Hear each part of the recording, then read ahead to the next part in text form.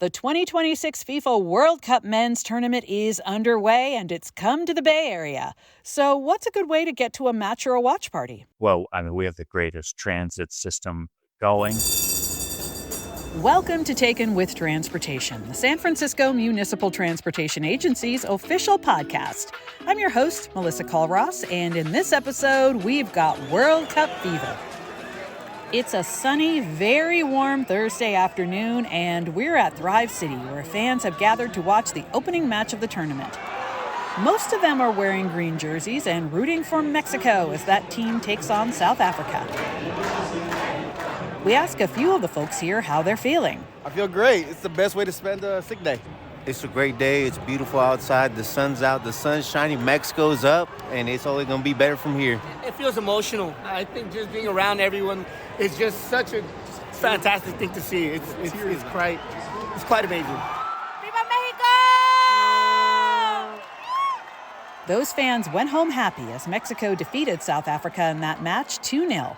A few days earlier, San Francisco Mayor Daniel Lurie spoke to the press about the FIFA World Cup. This tournament is being played in the United States, Mexico, and Canada, including matches in Santa Clara and events in the city by the bay. The World Cup will bring energy to neighborhoods across San Francisco. For the next month, people will get together in every one of our 11 districts. They'll gather in places like this pub on Haight Street to catch matches with friends. They'll head to neighborhood watch parties. They're going to fill restaurants and bars throughout commercial corridors here in San Francisco. We had a chance to sit down with Mayor Lurie at City Hall to talk with him about how San Francisco, a world-class city, is on the world stage for the tournament.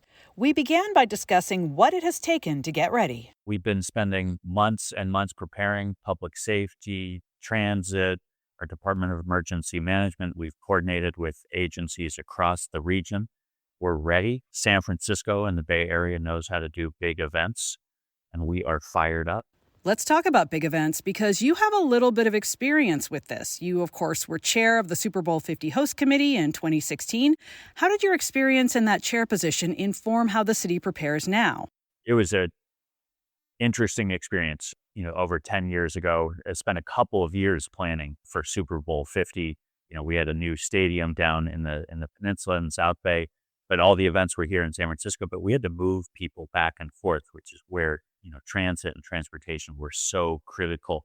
And we spent a year working on it, and we pulled off an incredible game, so good that they came back, and they came back for Super Bowl 60. We saw the economic impact 10 years ago. It tripled this time around. But once again, it takes everybody working together, coordinating, collaborating.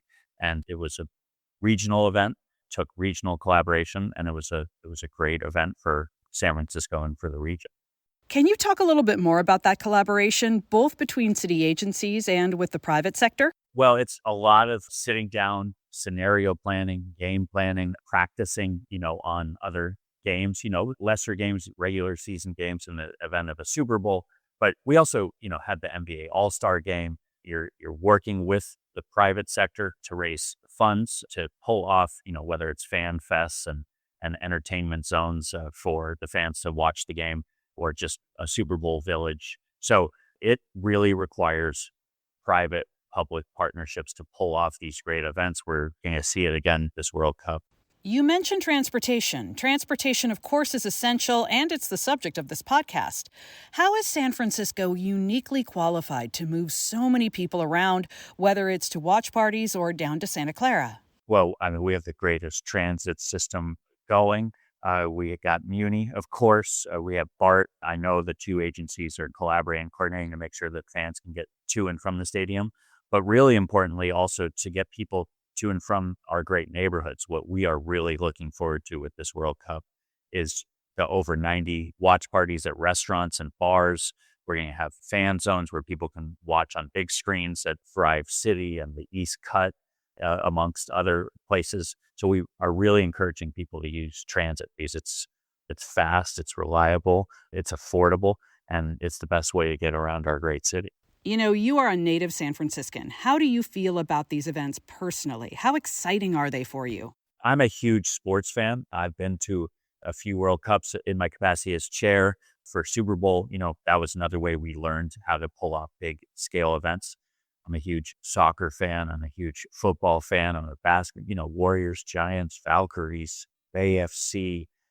I'm always in on sports. So World Cup, most watched sporting event in the world, and Super Bowl is not far behind. So the idea that we've been able to host both of these events in our city and in our region is, first off, it's never been done before. And what better region to do it than ours? Are there any teams you're rooting for in particular? Well, for World Cup, Team USA. Come on, you got to go for the home team. So excited to see what they can do. Really hopeful that they win their group so that we could potentially see them here in San Francisco and in the Bay Area on July 1st for the knockout round, the round of 32. So I'll be watching eagerly with anticipation how they perform.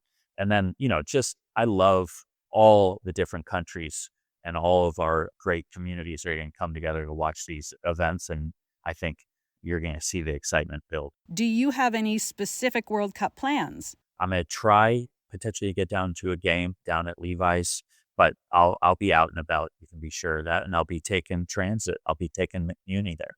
Okay. Well, thank you so much, Mayor Daniel Lurie. Is there anything else you'd like us to know about how San Francisco's ready? No, I appreciate all of our operators, the folks that keep our buses moving, the maintenance team. I went out and I did a nighttime fix-it visit in the tunnels. It was incredible to see how hard our SFMTA employees work each and every day. So I appreciate all of them and just have fun over the tournament of World Cup. Let's go San Francisco. Here at the SFMTA, we also have been preparing. And since the Bay Area matches are being played at Levi's Stadium, people will, of course, be heading to Santa Clara.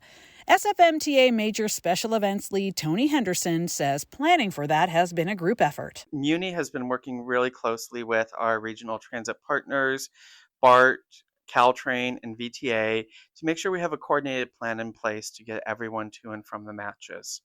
For people who are starting or ending in their journey in San Francisco, that may include riding Muni to connect to either BART or Caltrain, where they will connect with VTA to take them to the stadium. One thing of interest this time is that some of the games are starting actually pretty late in the evening, with one as late as 9 p.m. So for the people returning, we will be running extra service at night to help connect from both BART and Caltrain to the Union Square and Soma areas, which will connect with a lot of the hotels in that region. We asked Henderson what goes into this kind of coordinated transportation planning. It's a lot of conversations. It's getting to know people at our partner agencies. We already have a lot of great connections there. And start talking about what's needed to move people. The fact that we do need to go across multiple systems, we've actually gone a level higher here in the amount of coordination that we've been doing to really make sure that we are serving people as they're going to and from the matches. And we've been talking for months, figuring out how we can best do this. We didn't want anyone getting back to San Francisco then not have anywhere to go. So that's why we're running the extra shuttle. So the coordination has allowed us to make sure that we're all on the same page there. Also, one of the great things that we did here is we really made sure to cross-reference all of our information on each other's websites. So you don't need to visit MTA's website and then BART's website and then VTA's website to figure out what to do. You can visit any one of those and it will give you the information on what you need to do to travel to and from the matches. Speaking of the website, you can go to sfmta.com/World Cup for that transportation information and links to our partner agencies as well as event information. Meanwhile, the half-dozen Bay Area matches will be over on July 1st, but the tournament continues until the 19th. And that means watch parties in San Francisco will continue. So how will Muni accommodate the people heading to those events? We are expanding weekend capacity where we, on some lines, run 1-car trains. We'll be running 2-car. We'll also really be monitoring how things are going. If we are starting to see a lot of excitement building around a certain team, if we're seeing a lot of excitement building around various matches, we'll take a look at that and see if there's anything more that we need to do at that time. It's a little bit over 6 weeks total, so there'll be a lot to see how things progress. This is not Henderson's first major event, and that makes us a little curious about his experience and work history. And we ask him about it. So my background's actually as a civil and traffic engineer. My role right now is a special assignment to work on the special events. Normally I am on our Muni Forward transit engineering team. I really got started working on the organizational aspect of the agency during COVID, whereas on our operations center. Then that led me to work on large events such as APEC, the Asia Pacific Economic Cooperation, which brought, I'm saying off the top of my head, I want to say 28 world leaders. That might be plus or minus a few. It's been a little while since I've seen the number, including then President Biden and then Vice President Harris. So it was a very high security event and had a lot of unique transportation needs associated with that. Then it's kind of morphed over time to doing other large events. I worked on NBA All-Star, on the recent Super Bowl. So it's been an interesting path going from being an engineer into this more organizational and operational side. Finally, we ask Henderson if he has any advice for fans heading out to enjoy the tournament here in the Bay. First and foremost, have fun. Make sure you pack your patience. There will be a lot of crowds. Give yourself extra time. You don't want to be late for kickoff because you cut it too close on transit. Make sure you're checking all the stadium requirements of what you can and cannot bring in. Same if you're going to any of the fan parties. But really, just be ready to have a good time.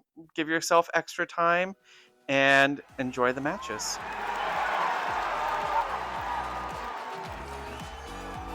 Thank you for joining us on Taken with Transportation. We're a production of the San Francisco Municipal Transportation Agency, and you can find the latest episodes at sfmta.com/podcast, as well as Apple, Spotify, our YouTube channel, or wherever you listen. And again, you can find transportation and event information for the 2026 FIFA World Cup at sfmta.com/World Cup. I'm Melissa Colross. Be well and travel well.